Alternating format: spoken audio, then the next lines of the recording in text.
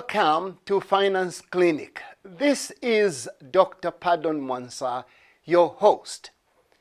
It is always a joy and a privilege to have you view our show, The Finance Clinic.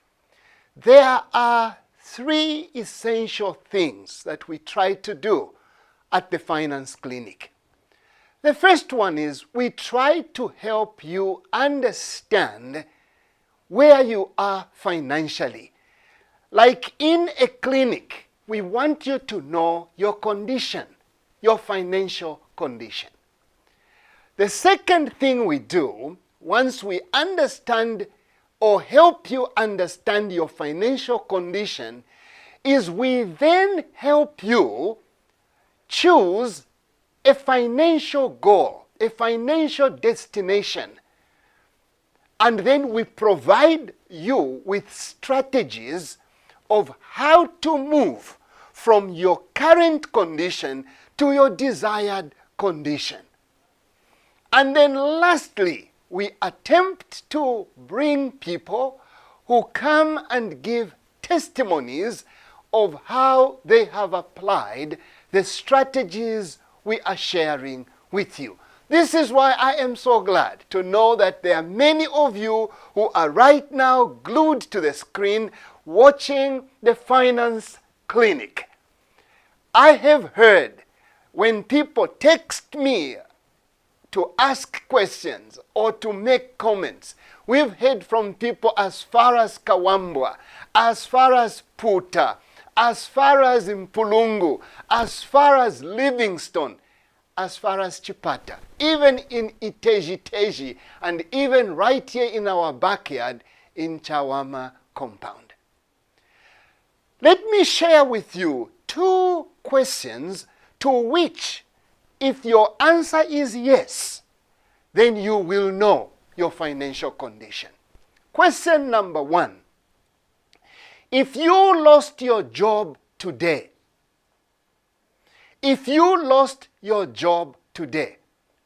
will you be able to pay your rentals for your home the next 3 months? Or will you not? If your answer is no, you will not be able to pay your rentals for the next 3 months, then your financial strategies have not yet put you where you ought to be a good financial manager. Second question. If you were to receive a funeral today that somebody you love has just died 500 kilometers from where you are, would you borrow in order for you to travel there, or do you have money you can immediately reach on and travel to attend the funeral? If your answer is yes, I have money, then you are doing well. If your answer is no, I don't, I would need to borrow, then you need to know that you need to develop some strategies that will make you a better financial manager. Today's topic is so important. It is protecting your wealth. How do you manage risk? So we went out to the public to ask for public opinions. We had 3 questions. The first question is, what should people do to protect their wealth? Question 1. Question 2, what should Christians believe and insure their wealth? Should Christians believe in insurance and insure their goods? Last question. Do you practice insurance? Let's go to the public and get their opinions.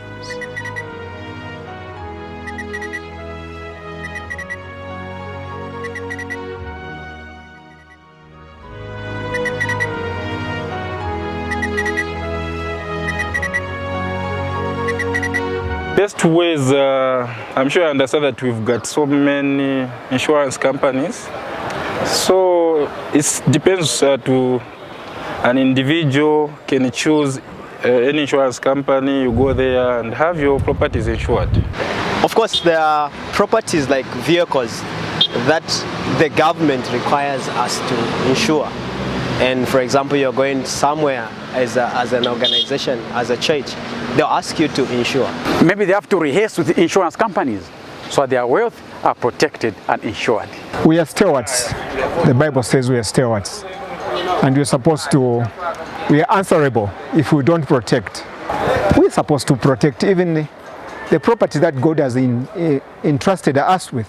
They can protect their wealth by insuring their wealth, because it's important to insure their wealth. They shouldn't just depend on God to say, no, we are protected by God. They can protect their wealth, also have faith in God. People can protect their wealth in different ways. One of those ways is by insuring their properties. When you insure your property, definitely when you incur any of the loss, the insurance company will be able to compensate you.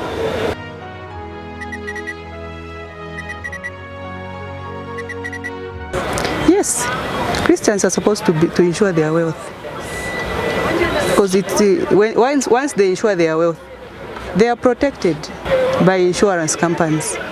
It's just like asking a question saying, should a Christian put security in his house? So insuring is securing something, giving it protection. I feel whether you're a Christian or a non-Christian, you should be able to insure your properties. I believe, yes, a Christian is supposed to insure his or her wealth, because much as we are Christians, we are not yet in heaven, where there is no poverty. So here on earth, there are risks. Well, yes, it should. Yes, I would say yes. Christians should insure their properties because of some various losses which normally takes place, occurs.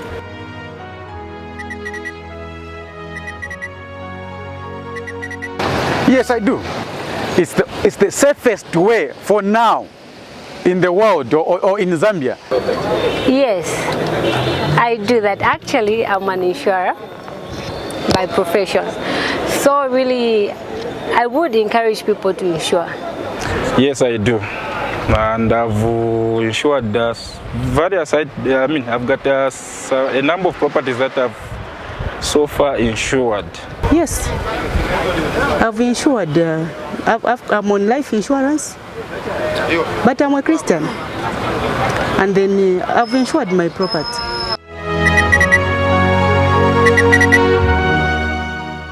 Welcome back. Wasn't that interesting, listening to the opinions, diverse opinions that people have about protecting wealth? Today's topic, protecting your wealth, is so important that I would like you to understand it from an experience I just had this morning as I was driving, coming to the studio to make this show. I was driving, and as I was driving, I saw a sign ahead of me saying, "Slow down, men at work." I slowed down. The sun was blastingly shining. The temperatures were high outside where I was passing. And as I approached the place where the men were working, it came from 60 miles to 40 miles an hour to 20 miles an hour until I was where they are. But here is what caught my attention. These men had their shirts off. These men were digging with picks or with hoes the ground. They were paving the road. They were sweating. They were being burnt under the sun. They were working hard. It takes hard working to make your wealth. Wealth does not come easily. Wealth comes through sweat and hard work. The question I have for you is, if you work so hard for your money, is it important for you to protect your wealth? The answer is yes. If it is so hard to make money, or if it takes sweating to make money, then you certainly want to protect your wealth. Now, there are many ways that your wealth can be lost. For example, potential financial losses can come, number one, through theft. Somebody can just decide to break in your home, to attack you, to break in your car, to take your car, and there would go the wealth you have worked for so hard. I remember a friend of mine, way in the 90s, who bought a brand new vehicle. A brand new vehicle. And when they brought this brand new vehicle, they were driving when they were stopped at a stoplight.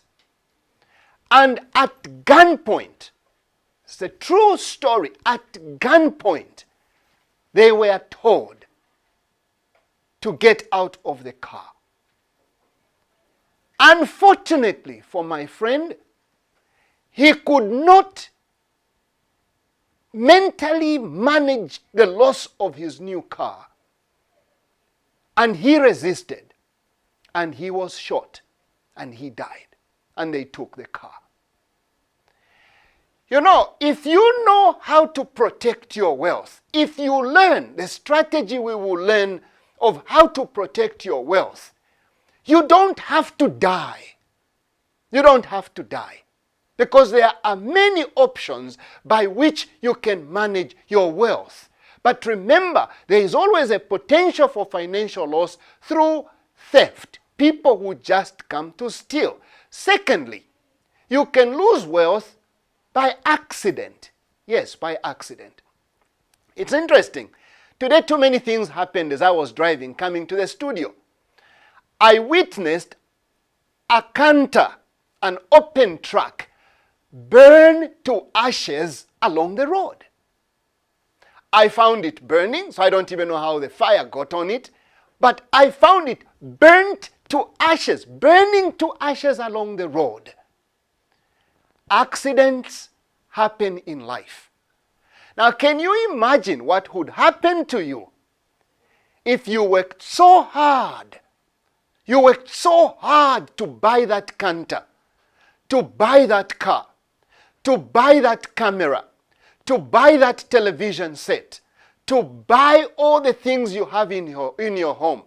If it took you such hard work, such sweating, for you to lose it just within an hour, it has burnt.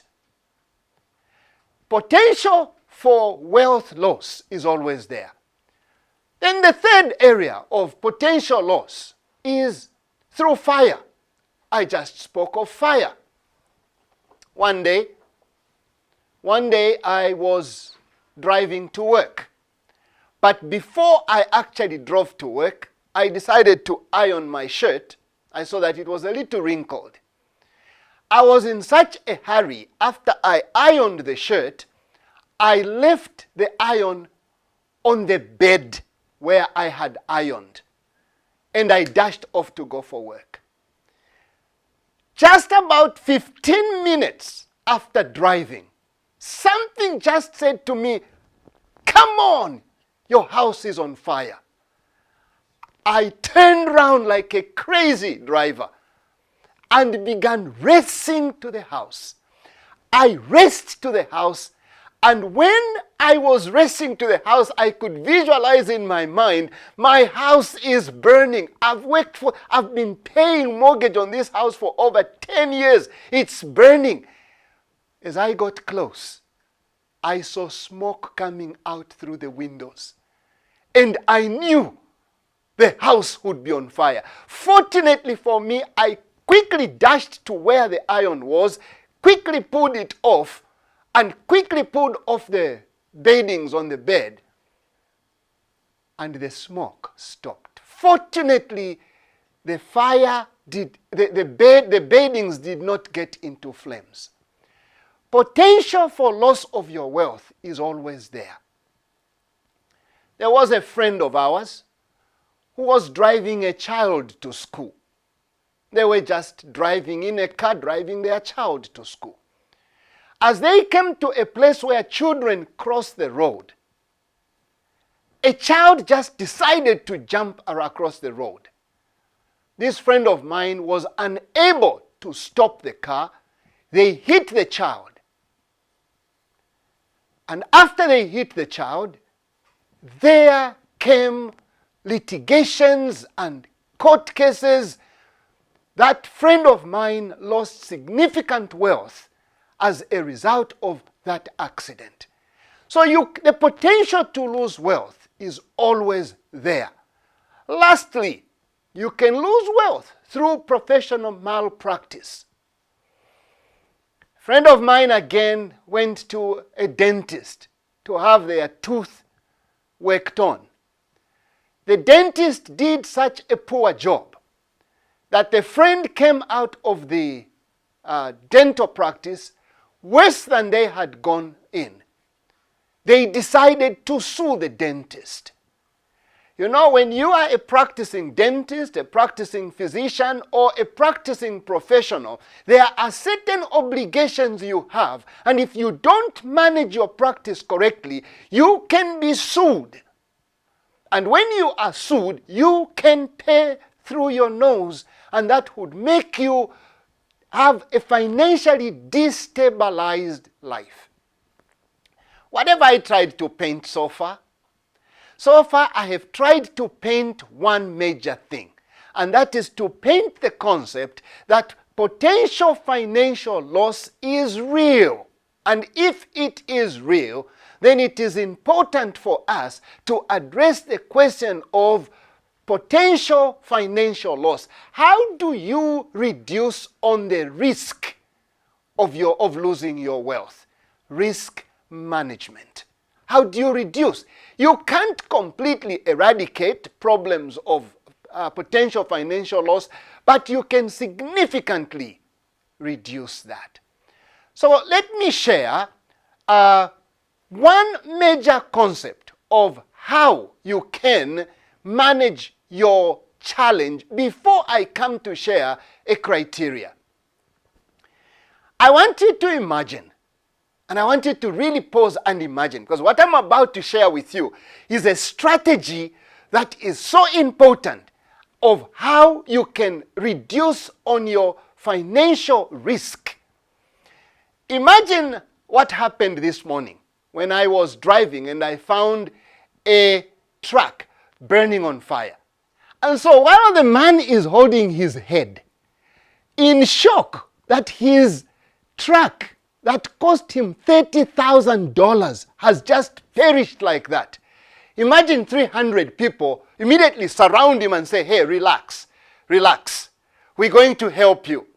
And then he looks at them and he says, how are you going to help me? They say, oh, you know, we are 300. Each one of us is going to pay $100. And if we are 300 and we pay $100, you will immediately get your 30,000. You can go buy your truck.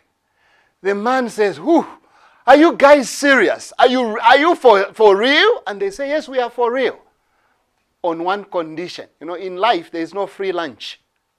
Then they say, on one condition. And then he says, what's the condition? Then they say, the condition is, the next time you find a truck burning, you will also pay $100. And then you say, that's all? I'll just pay $100? How many times do trucks burn? Maybe once in 3 months? All I'll pay is $100. They say, yeah, that's all you will pay. The 300 of us will right now give you $100. You replace your truck. Just promise you will pay $100 each time there's a truck that burns. And you say, guys, do what you want. Then they immediately give you $100 each. You have your 30,000, you replace your truck. We just call that the principle upon which insurance is based. Insurance of anything that you do is based on the principle of numbers. Imagine there are 1,000 people who have houses. So there are 1,000 houses. And those 1,000 houses have insured, and each person pays, let's say, 100 kwacha as premium. That 100 kwacha that each person pays, insurance companies know houses don't burn every day. Maybe one house will burn in 3 months. What insurance companies do is they collect from you a premium of 100 kwacha, let's say, every month. And when they collect that 100 kwacha from 1,000 people, or whatever the number they have is, they will use it to pay for one house that burns. Now, trust me, houses don't burn all the time. But each time an insured house burns, because other people have joined you, and other people are part of your risk that you have undertaken, other people come to your help and they pay. But when something else will happen to somebody else, you will also contribute your insurance. The premiums that you pay will be used to help that person. This is the principle of insuring property. It is important, please, I repeat this. It's important each time you have an asset or a property or an item that you cannot afford to lose, you need to insure it. Now, in insurance, there are entities that insure. They insure automobiles, cars, they insure houses, they insure household goods. You can insure your goods in your house so that if your television is stolen, you don't have to chase a thief. Insurance will replace it. There are insurance products that you can purchase with your vehicle. When you purchase your insurance with your car, I'll come to a lot of details. Don't just get this and run away with it. When you have proper, comprehensive, full insurance for your car, if your laptop is stolen from your car, if your camera is stolen from your car, they will replace it.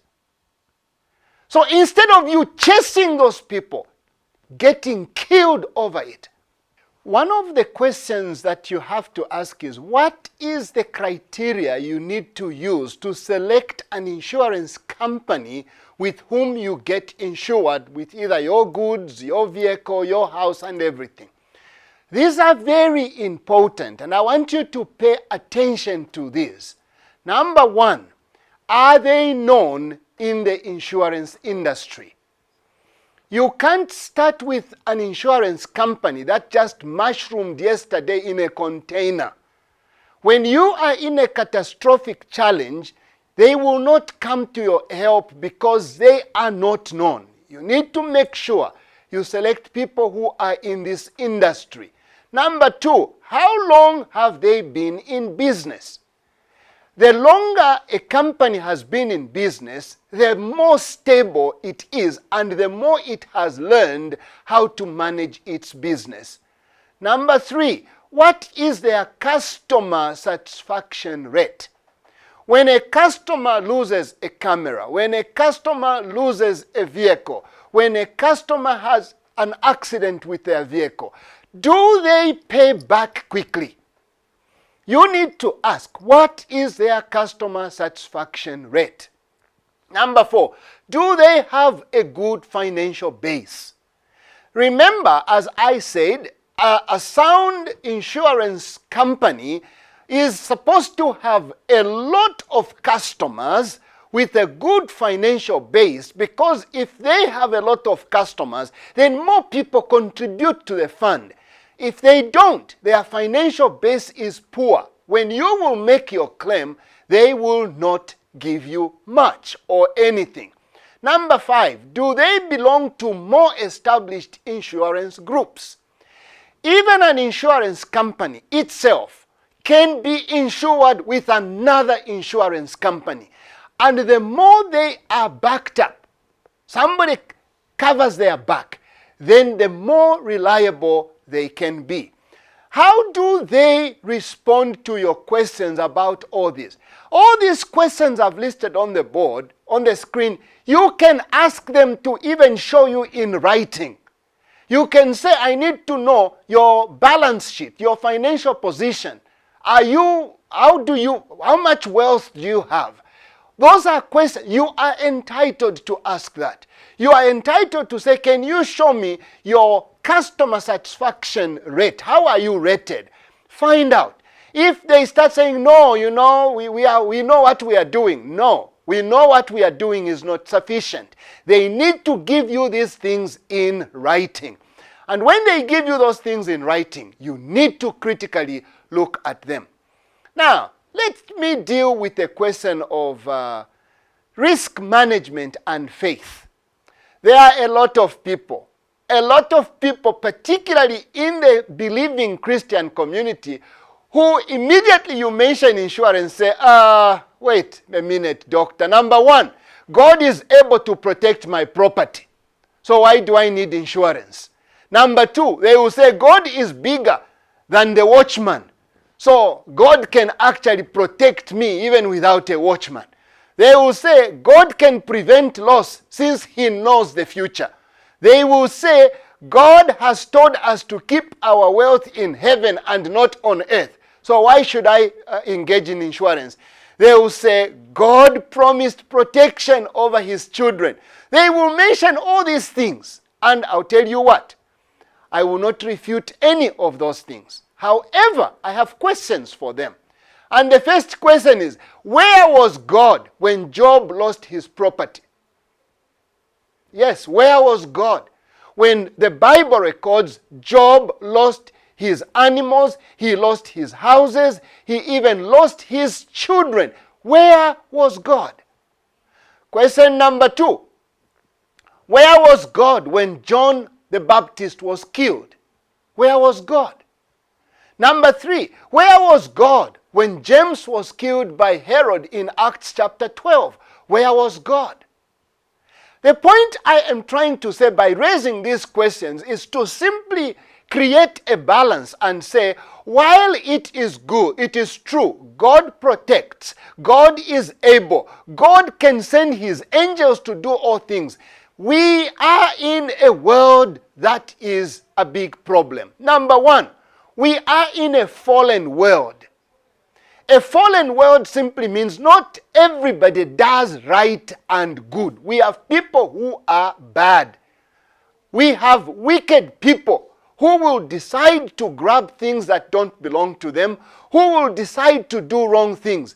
And unfortunately, the great controversy exists between God and evil, or between good and evil. The meaning of the great controversy is that even with a Job, meaning the person Job in the Bible, who was a righteous man, who always followed the Lord, because of the great controversy between God and Satan, between good and evil, God does allow things to happen. And so, the question I have is, we use medical doctors when we are sick. Why don't we say, oh, I'm sick. God is able. God healed the sick.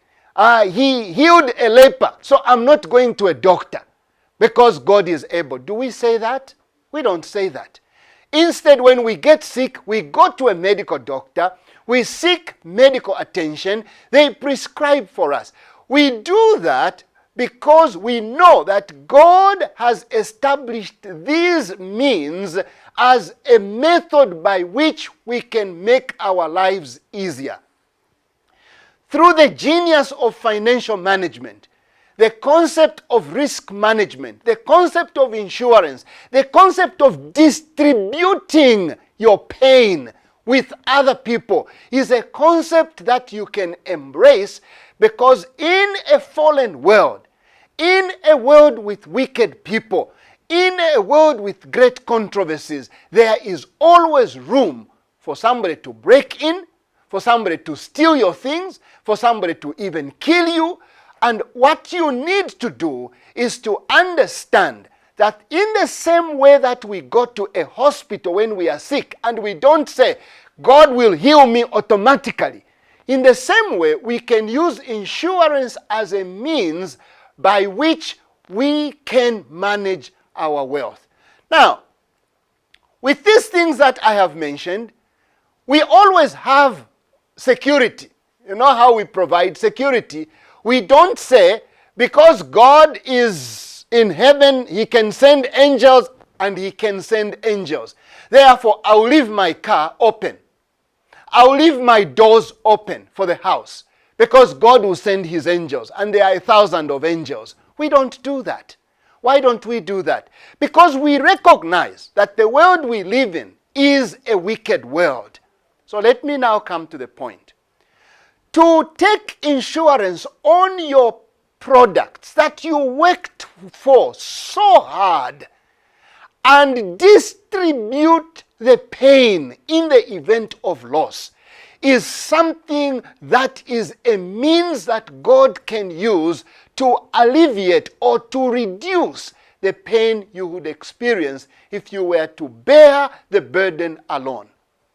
As I have said, if you have a property, if you have an automobile, a car, if you have any item that if you lost it today, you cannot easily recover it because it's an expensive property, please use the principle of risk management by having it insured.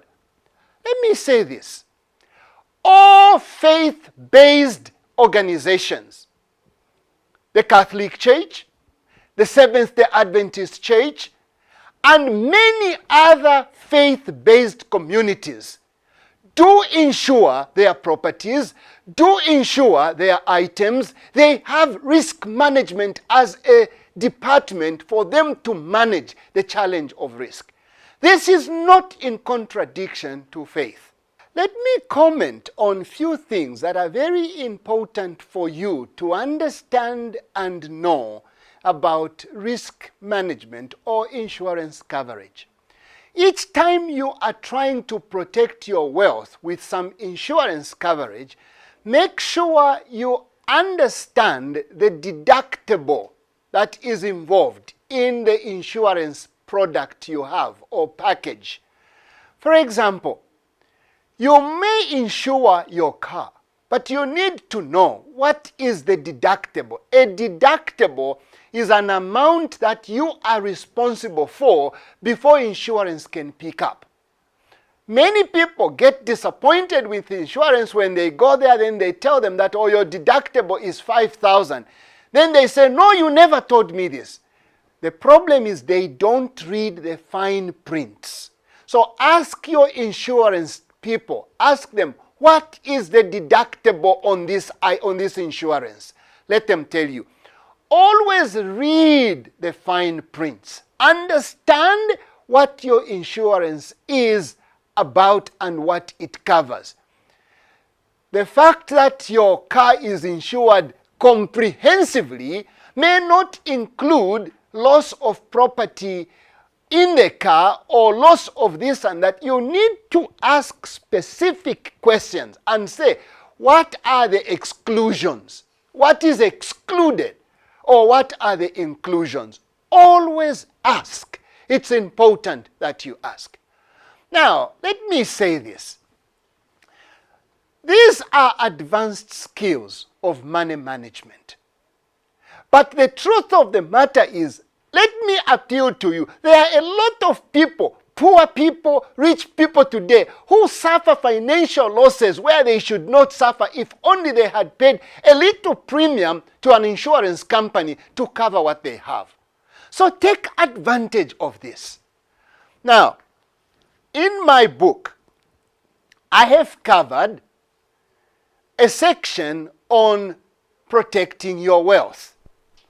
I have explained in this book products you can look for insurance, what type of insurance you can take. It is difficult sometimes to deal with such a big and important subject within 30 minutes. And so I would encourage you to go to the library or to find yourself a book and read more about this. Insurance is a very critical and important financial strategy which guarantees you some level of security and protection on your wealth. Now, you know that we want to hear from you, and so as you see the numbers scrolling on the screen, if you have questions, always ask them. But before you go, I have 2 assignments for you. Assignment number 1, I would like you to list at least 10 of the things you know you spent money on to own them. Do you own a bicycle? Do you own a car? Do you own a camera? List those things that are significant and they cost you money. Secondly, I want you to cross out those things out of your list that you have insured. And if there is anything on the list that you will leave uncrossed, I ask you to look for insurance and insure that. The premium costs are very minimal to cover these things.